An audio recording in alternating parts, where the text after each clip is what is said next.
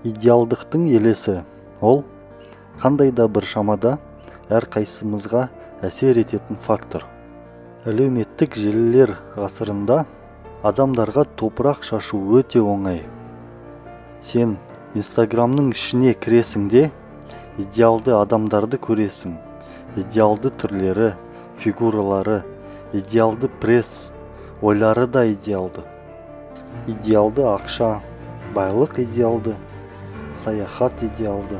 Жалпы жоқ нәрсенің бәрі маңдай термен өте қиын берілетін нәрселер.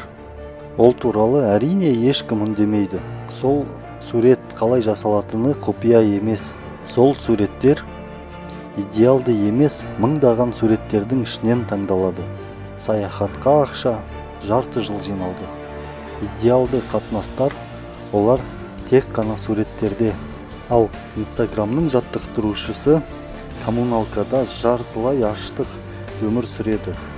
Әрине, көп жетістікке жеткен адамдар бар. Әдемі келкіге ие, сыртқы атрибуттерге ие.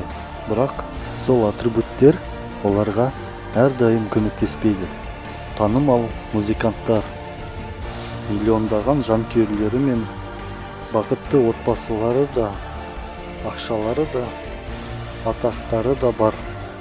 Бұлай ойлап қарасаң, бәрі де бар. Неліктен өмірден өз еркілерімен кетеді. Сырт келбетті табыстар алдамшы. Идеалды адамдар болмайды. Бақытты болу оңай емес деп сол Инстаграм парақшаларда айтады. Оңай емес деп бизнес тренерлер де айтады. Өзіңді жақсы түсіну керексің. Өмірден бәрін ал деген қажетсіз ұрандардан бас тарту керек. Байға ұқсас болмай, байдың өзі болу керек. Біздің қауымда, әсіресе біздің менталитетте бай болмай-ақ байға ұқсас болған қабылданған. Біздің ойымыз ол банты. Идеалдық елес деп маркетологтар үнемі күледі. Жаңа гаджеттерді сатып алу біздің менталитетіміз. Гаджеттер біздің мемлекетіміздің өмір сүру деңгейіне келмесе де, олар өтеді, сатып алынады. Тамаққа ақшаны әрең тауып жүрген адам жаңа iPhone кредитке алады да өзіне ұнамайтын жұмысқа байланып қалады. Енді ол толық тамақтанбайды, өйткені желкесінде кредиті тұр, төлеу керек. Енді өмірлік процесі толық бақытсыздыққа айналады. Сол адам iPhone-ды алғаннан соң не істейді? Әрине, әдемі суреттерді Инстаграмға салады, селфи жасайды. Сосын сол суретті көрген сондай-ақ бақытсыз адамдар не істейді? Сол суреттен көріп, Машка iPhone алыпты ғой. Машка онда бай, ал менің одан қай жерім кем? Біз бұл жерде екі реакция көріп тұрмыз. Бірінші реакция ол қызғаныш, өз-өзін сынау. Мен еш теңкеге қол жеткізбедім. Ал Машка болса, ода iPhone бар. Ал менде тіпті ол да жоқ деп. Өз-өзіне қанағаттанбаушылық ең жақсы сезім емес. Солай ғой. Ал екінші реакция болса, ол еліктеу. Әлеуметтік желінің насихаттауының тағы да бір құрбаны. Қарызға кіріп, керек емес гаджетті сатып алады. Сосын ол да шала піскен гречканы жейді. Тағы да басқа реакциялар бар. Әрине, Машка үшін қонатындар да бар. Мүмкін Машканың өзі де айтып беретін шығар, оның бақытты емес екенін. Әрине, бұл өте сирек кездесетін жағдай.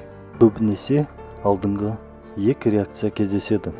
Онымен барлық затта да біздің бейсаналы образдарға сене беретін бейімділігіміз. Ал жігіттер Инстаграмдағы әдемі қыздарды көріп алып, өз келіншектерінен кетеді. Ақ олар сыңғырлаған Инстаграмдағы ешбір кемшіліктерсіз образдар. Әрқайсысында да кішкене болса да кемшіліктері бар, олсыз тағы да болмайды. Ал көбісінің кемшіліктері шатырдан асады. Қыздар фигурасы күшті әдемі жігіттерді көріп алады. Ал еркектер оларды қинайды да сосын өздерімен кетеді. Өз беттерімен өмір сүреді. Өйткені красавчик миллиардерлер өте аз. Екіншіден, олар әйел адамның алдында бүгілмейді. Әрине, бұның бәрі идеалдық елес.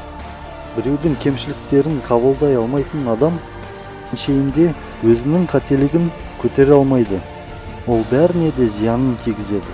Өзін және басқаларды қабылдай алмау тәуелділікті тудырады. Бұл жүйе үйір болып жүретін инстинкт. Қоғамнан қуылам деген қорқыныш, көре алмаушылық көздік үстінде мұны түсінген кейбір адам ойына келген ойындарын ойнайды. Құлдықтың шынжырын одан арман мойнына ілуге тырысады. Олар саған керек шынайы құндылықтардан жетектеп алып кетеді. Сен шынайы мәннен неғұрлым алыстап кеткен сайын, сен соғұрлым азаптанасың. Бақыт сендерге көрсеткен жерде емес. Сыртқы атрибуттар олар тек қосымша ыңғайлық әкелетін қосымша жайлылық. Олар мақсат емес, идеалдықтың елесі. Ол тек барлық қоғамды жаулап алғандарға ғана тиімді. Бірақ олардың өздері қандай да бір шамада өздері де одан зардап шегеді. Сен өзіңе қате жіберуге рұқсат бер. Өйткені бәрі де қателеседі. Әркімнің де әлсіз жақтары болады. Қызғанудың мағынасы жоқ. Басқа адамдардың ғұмырын өзіңе өлшеудің мағынасы жоқ. Неге шынайы өмірде бәрі басқа? Бәрі сондай сұр. Сол инстаграмдағы адамдар қайда? Далаға шықты, жан-жағыңа қара. Әлеуметтік желідегі адамдар қай жерде тұрады екен? Мұнда бір нюанс бар. Идеалдықтың елесі өз қалауын толық жоққа әкеледі. Бұл басқа шектен. Идеалдықтың елесінен шығу өз-өзімен жұмыс істеуді тоқтату керек дегенді білдірмейді. Саған керек бағытта жұмыс істеуді тоқтату керек емес. Армандарға жету үшін жұмыс істеу. Өкініш емес, ләззат алу. Бірақ ол үшін өзіміздің, өміріміздің мәнін түсініп ұғынуымыз керек. Өзін өзі қабылдау, ол басқалар байлаған емес. Ол өзіміздің тілектерімізді қабылдау. Істейтін жалғыз нәрсе ғана ол өз-өзімізді тану. Содан кейін бәрі әлде қалай оңай. Бүгінге болды, осы жетеді.